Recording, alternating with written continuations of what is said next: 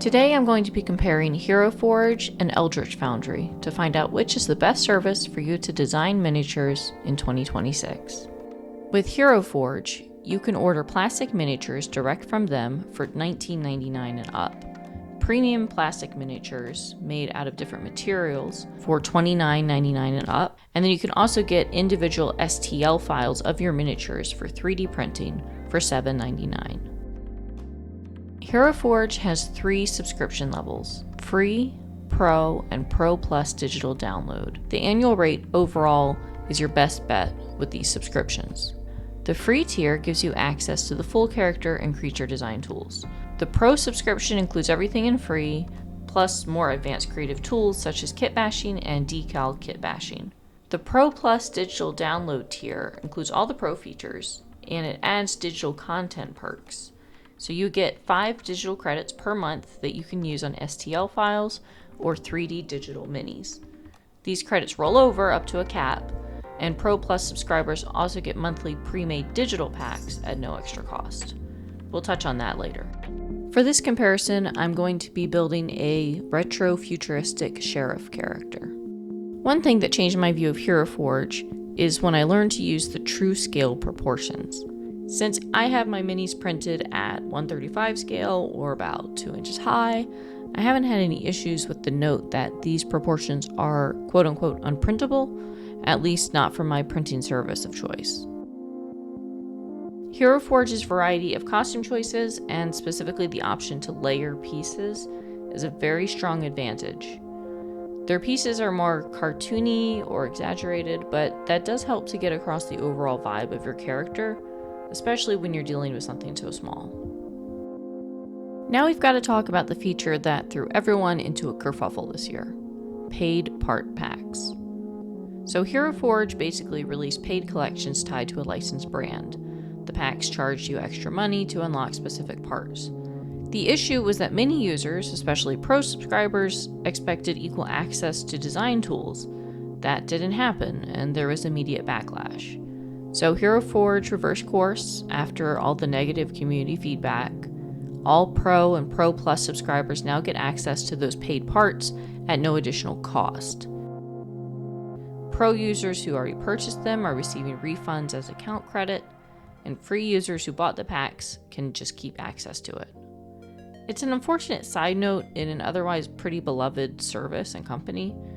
I don't think that the frustration was unwarranted, since the modern gaming economy seems to be built with microtransactions on top of microtransactions. I play The Sims 4. I know how ugly it can get.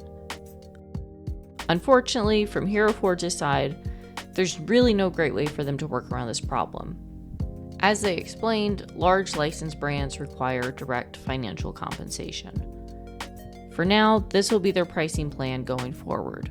If you are a Pro member or a Pro Plus member, you will automatically have access to these paid content packs. Now let's take a look at Eldritch Foundry's pricing model. You can order high detail resin miniatures from them for $25, or for $5 get the STL miniature downloads for 3D printing. They do have a subscription plan called Eldritch Unlimited, starting at $10 a month if you pay annually. For this, you'll receive unlimited STL downloads, new designs every month, and limitless posing mode. Eldritch Unlimited can make sense if you plan to churn out a whole bunch of designs. For as low as $10 a month, you could download as many STL files of as many characters as you want.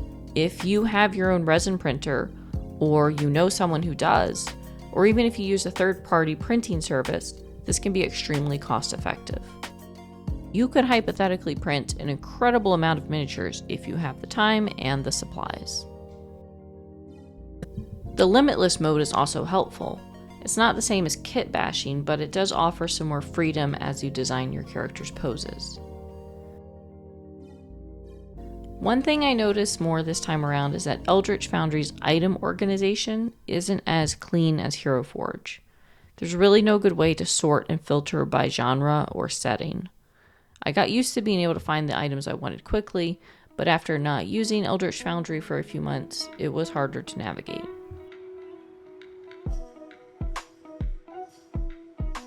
Overall, I think I prefer their props though, and the fact that everything generally has a more realistic look and feel. Let's look at what it's like using some of the finer detail controls with both of these platforms. Hero Forge absolutely has an advantage when it comes to their faces and expressions. There are so many combinations.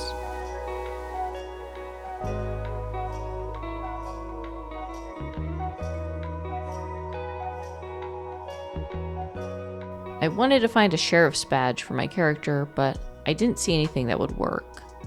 I think if I had an active Pro subscription and access to the kit bashing feature, it may have been possible.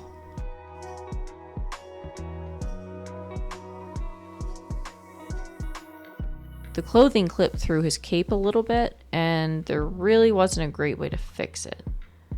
I've noticed that in Eldritch Foundry, the side items and props are a little more malleable, even with the free account. Speaking of the competition, Eldritch Foundry is very limited on what your characters will actually look like. They really only have 3 ethnicities, a few small ways to tweak the facial features, and only 2 facial expressions, happy or angry. So we just settle somewhere in the middle and get something like determined or pensive or serious.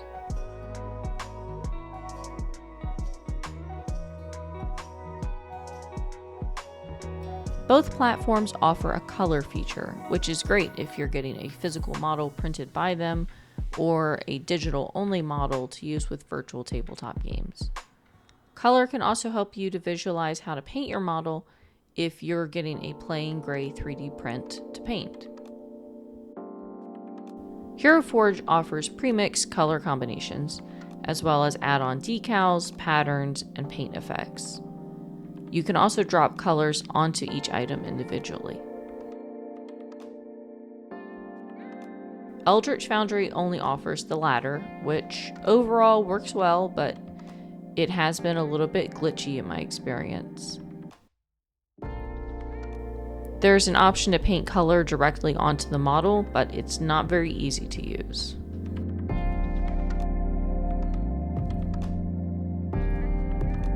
So which platform is my pick for 2026? Honestly, I have to say it depends. Hero Forge really has an advantage on customization and options, but Eldritch Foundry has some really unique props, and I like their pre-made poses and their posing system better overall. My take, if you have a character that needs a highly expressive face and a clear-cut design that's easily recognizable, Hero Forge is a great choice. If your character's faces are less distinct or unusual, say if you're creating an army or a faction, Eldritch Foundry can be a more cost-effective option with plenty of interesting choices. Which do you prefer? Leave a comment below and make sure you give this video a like if you found it helpful. I'll see you back in the workshop soon.